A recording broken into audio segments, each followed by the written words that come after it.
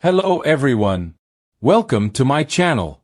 Please subscribe and keep watching more details. Spoilers. Is Michael getting the Quartermaine property?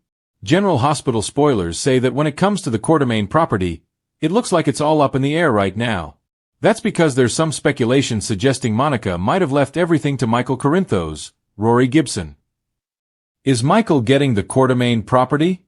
That, or she could have given it to Jason Morgan, Steve Burton, or even Drew Quartermaine, Cameron Matheson. That would cause a lot of problems, right? As our loyal readers can imagine, the internet certainly did have a lot to say about the matter.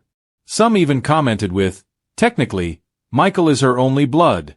She could leave it to Jason, but in all these years, he doesn't want it. Michael is the logical choice. And Drew saying Monica was my mother too is BS. Monica welcomed to him when he first came, but he's not blood.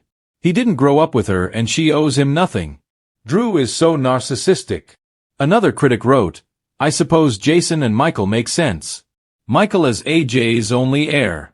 The other grandkids would get their inheritance from Jason. Drew. And so unfortunately Scout should get nothing. Will Drew take it all? Unless Monica leaves something directly to Scout with Jason, or anyone but Drew, as her fiduciary or whatever the term is about managing inheritance until she comes of age. And then there was this comment as well. I hope she gives it to Jason, the one child who is still alive and with whom she had a long-lasting loving, as he got older relationship. He's the one person who can handle Tracy, Ned, Olivia, Drew, Willow and all the others. I hope she appoints Michael as the person who inherits the estate if Jason can't or chooses not to serve. Fans will simply have to tune in each and every day to find out what will happen next. General Hospital airs weekdays on the ABC network. Check your local listings for times. In the meantime, let us know what you think by leaving us a line with your thoughts in our comments section below. The Quartermaine mansion has always been more than just a sprawling estate in Port Charles. It's a symbol of legacy, power, and dysfunction.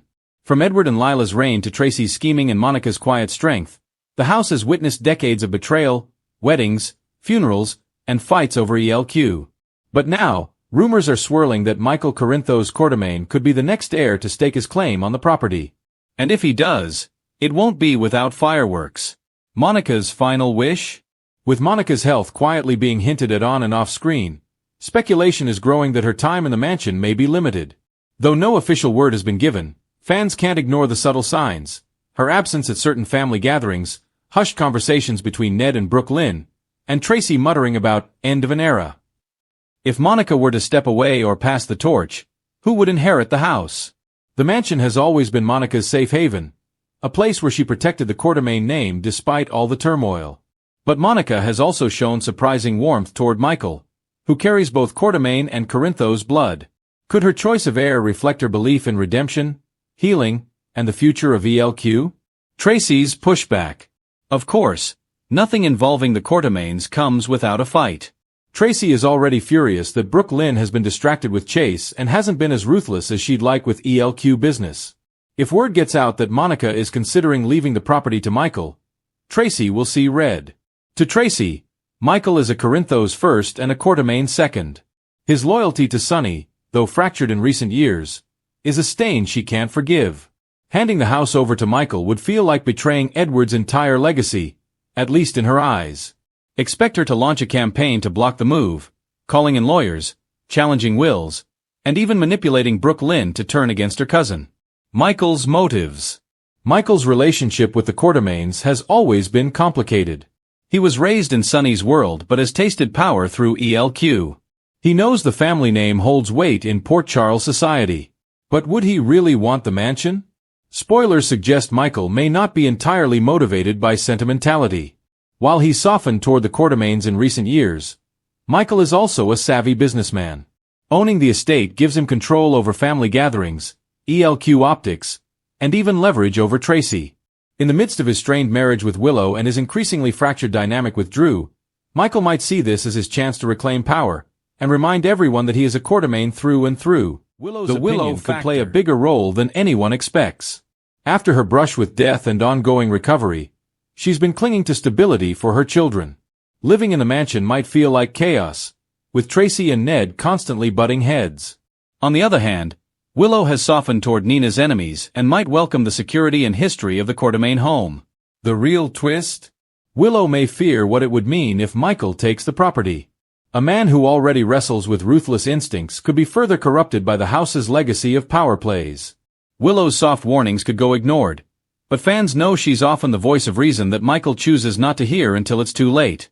Drew and Ned's stakes. Drew, having aligned himself with Michael on ELQ matters before, could see the property transfer as a stabilizing move.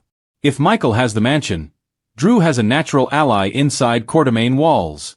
But Ned, always protective of his place in the family, would view Michael's gain as his personal loss. Expect sparks to fly as Ned challenges Michael's motives, reminding him that the mansion isn't just real estate, but the heart of their family. For Ned, Michael hasn't earned the right to live under that roof, not after years of half-hearted involvement and divided loyalties. Jason's perspective. Never underestimate Jason's influence. If Michael inherits the mansion, Jason may step in as a quiet advisor. Jason has never cared for wealth or prestige, but he understands what control of the Quartermaine house symbolizes. For Jason, the real question might be whether Michael wants the house for the right reasons, or if he's falling into the same traps that destroyed Edward and Alan. Jason could be the one to caution Michael. Owning the house comes with responsibility, and failing to balance Quartermaine dysfunction could destroy him. The ELQ connection. Fans can't ignore the potential ELQ tie-in. Owning the mansion could give Michael a stronger hand in boardroom battles.